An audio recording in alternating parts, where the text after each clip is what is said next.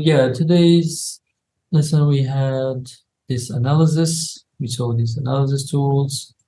We created divisions with this practical example.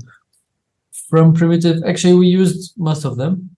Like we created circles, we created ellipse, somehow like a circle with more like with curves. Yeah, it's just like two radiuses instead of one radius to control like width and height. Let's create a rectangle here. Let me go back to my points. So a rectangle is actually asking you for a plane, for like base point. So now, because this container, you remember we linked it to like 10 points. So now it's creating a rectangle at each one of these.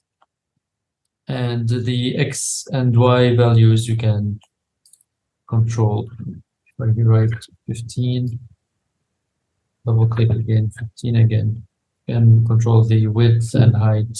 The SP-line group that we also like used a couple of them, which are like NURBS curve. You see how that works using the control points, and the interpolate, which is somehow similar. The polyline creates a curve from the points, but only with sharp angles, not like the others. Okay. There is this tween curve. It's interesting actually. So if we use this tween curve, let me just try between the curves that we had earlier. I will call the curve container. We'll link this newest curve to that container. So now my curves are, this is number 1. Yeah, you can make a copy from the previous one. So pressing Alt on the keyboard and dragging, I will link the first one here into this box to a tween curve. Okay. And link the second one, and it will create me the curve in between. Now also everything is linked. If I just change again the control points, I can see the mid curve also again changes. So what it basically does, like mathematically, it takes the first curve.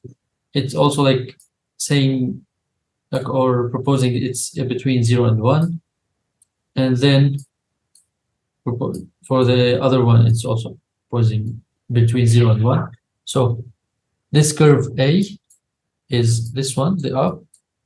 This curve B is the one beneath, and it's kind of finding the middle curve in between. So between point 1 and 1, it's taking the point in the middle.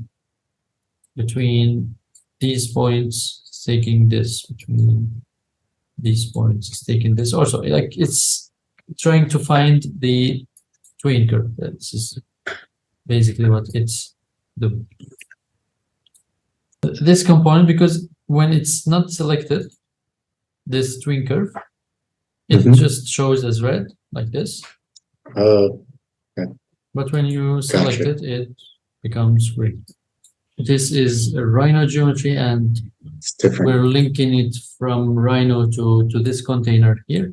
If we change this reference, this container will change, and this component will change again. So, but basically we finished like this curve tab. Like there's some, most of these what we didn't see or we didn't try, but during the like the practice or the search, you need to do something, so you search on some command that does this thing, so you get more like into these components.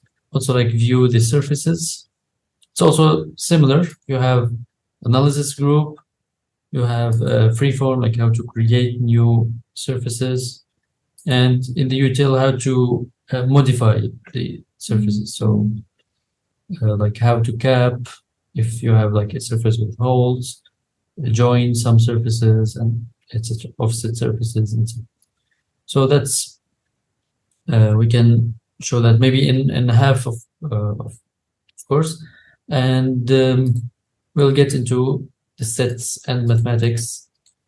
I have like some application that we can use to get better understanding of how it works.